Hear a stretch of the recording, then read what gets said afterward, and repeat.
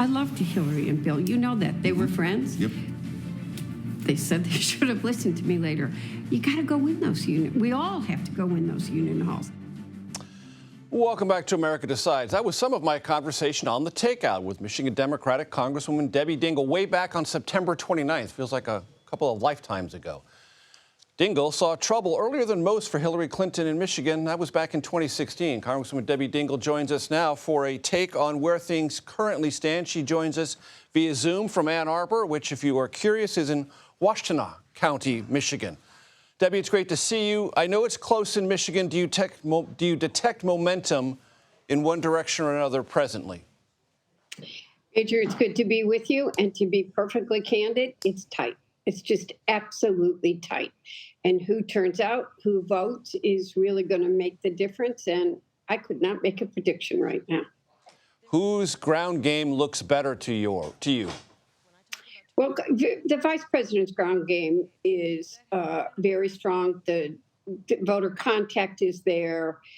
She's been here. You feel the energy in that. But Donald Trump has been here multiple times. J.D. Vance is here. I don't think, quite frankly, they have the ground game that Democrats do. But there's been a little reversal this year in the election in that Democrats have more money than Republicans do, and normally Republicans have more money than Democrats do. But a Trump voter is a strong, motivated voter. A mega voter is, and the energy is there. And a lot of people forget that the vice president's really only been the candidate for 2 months. They're getting to know her. Everybody's sick of the advertising. They're sick of this campaign. And it's really coming down to who votes. And we've got to turn out our votes. And Debbie, when you think about this race as compared to the alarm bells you were ringing in 2016, what's different?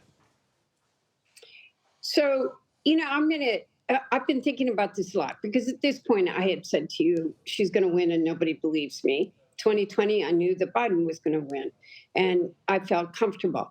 I think what's different now is that I'm still watching a lot of people try to get to know who she really is. We've got to get in those union halls. I will tell you, on Saturday, I did a labor rally with 6 national presidents.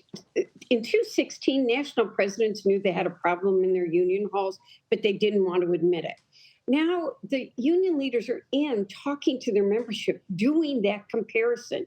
They don't, a lot of union members believe everything that Donald Trump tells them and has no idea of what the real record is. How many jobs were lost in just Michigan, 89,000 during the Trump administration, the plants that were closed, the fact that he says he's not going to pay overtime, but the reason he's not going to pay overtime is he doesn't think we should pay overtime. So there's a lot of education that's really being done right down to the last minute. And Debbie, you mentioned that there's still some gap between knowing who the vice president is. Is there time to close that gap of understanding or appreciating or getting a sense of who the vice president is? Yes, I think you're seeing her do it. You've seen her. She's been in Michigan a lot, and she's back. She's in Michigan right now. She's coming back later in the week with Michelle Obama. President Obama is here tomorrow. I think you're seeing a lot of what needs to be done. I think, quite frankly, I think people maybe took the eye off of Michigan and Wisconsin and just thought it was about Pennsylvania, and we got to do all 3. But you know what? People know they've got to do all 3. We're rolling up our sleeves. People are out there doing the work. There is an issue that you know well, Congresswoman, in the area near Detroit, Dearborn. There was an uncommitted effort during the primaries. There is still concern about Gaza. What is your level of concern about Democrats who otherwise would participate sitting this election out as a protest to Biden-Harris policies in the Middle East? Look, I'm going to be blunt. That's just a real issue. You cannot escape it. There's a lot. There are so many raw, passionate feelings right now on all sides of this issue, which is one of the reasons that I say the work has got to be done, because you just need to accept the fact that some of the votes that might have been there are not going to be there. You keep trying to talk to people, have them understand that Donald Trump, one of the first things he did is to try to do a Muslim ban. He talks about incarceration camps. He talks about all of that, but we've got to make up those votes in other places, which is why it is so important that we turn out the votes. And we just have to do it. Is Jill Stein a factor in Michigan? Yes. She was, she did a rally in Dearborn last week. She was on the University of Michigan's campus.